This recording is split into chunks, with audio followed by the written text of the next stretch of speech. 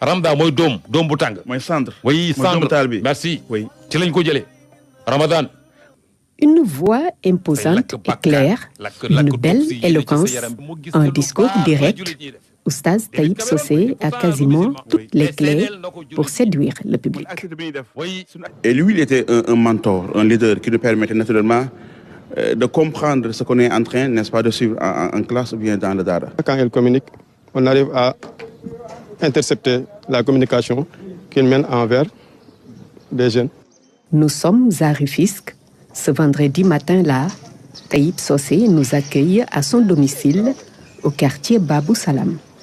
La silhouette longiligne, il se présente avec fierté comme un Saloum Saloum bon teint, exclusivement formé à l'école coranique. J'ai commencé l'apprentissage du Coran auprès de mon père. Je suis son fils cadet. Il a voulu que j'aille à l'école coranique. Par la suite, il m'a confié à mon oncle pour approfondir mes études coraniques dans un village du RIP. Après sa formation, ce natif de Médina Sabar se lance dans l'enseignement coranique, d'abord dans un village aux environs de Ngaï.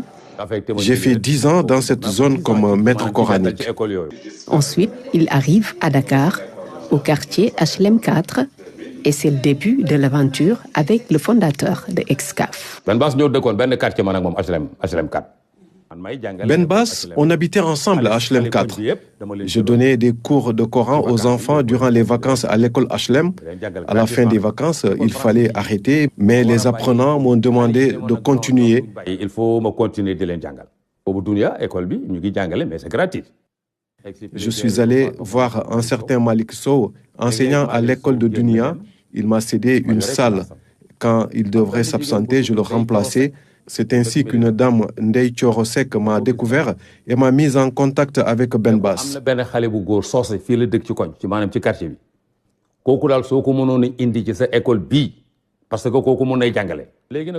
Dans un premier temps, il m'a amené chez lui pour donner des cours à sa famille. Un jour, il m'a demandé de lui proposer 9 autres maîtres coraniques pour lancer l'école Dunia. Mais moi, j'ai enseigné là-bas 1 an seulement.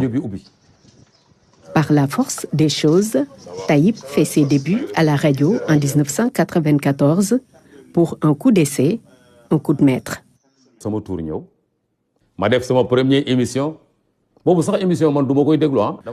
Nous étions 10 oustaz et nous animions des conférences à tour de rôle à la radio Dunia FM. Quand j'ai fait la mienne, j'avoue que je ne l'avais pas écoutée, mais les gens ont apprécié. En commençant par Ben Bass lui-même, et il m'a demandé de préparer une autre émission pour le lendemain. Je l'ai fait, il me demande encore la même chose. C'est là que je lui ai proposé le tafsir.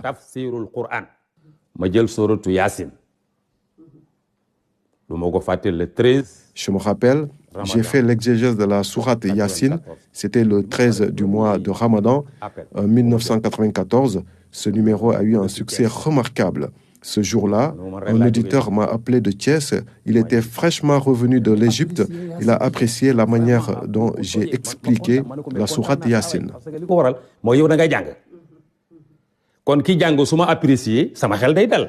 Le sexagénaire est ainsi devenu l'un des prêcheurs les plus célèbres du Sénégal. Juillet 2019, coup de tonnerre, Taïb Socé est condamné pour escroquerie. Il a finalement été blanchi par la justice, mais l'épreuve lui est restée toujours en travers de la gorge. Mon nom a été complètement sali par cette affaire. C'est vrai qu'on est des croyants, mais c'est difficile à digérer, même si j'ai été blanchi et ceux qui m'avaient accusé ont finalement été condamnés. Avec plus de 30 ans d'expérience, Oustaz Taïb Socé fait partie des meilleurs exégètes du Coran. L'animateur de Tafsir 2.0 sur RSI a un style qui lui est propre. Il parle sans gants. Thiaroye. J'ai quitté Dunia à la suite d'une conférence que j'ai animée en abordant le thème sur la drogue. J'ai juste dit que ce sont les gros bonnets qui font entrer la drogue au Sénégal. Ça n'a pas plu aux autorités d'alors. Elles ont mis la pression sur Ben Bass. De Dunia à iTélé, en passant par Sud FM, RFM, 7FM ou encore 2STV, Oustaz Taïb Socé ne cesse d'élargir son spectre.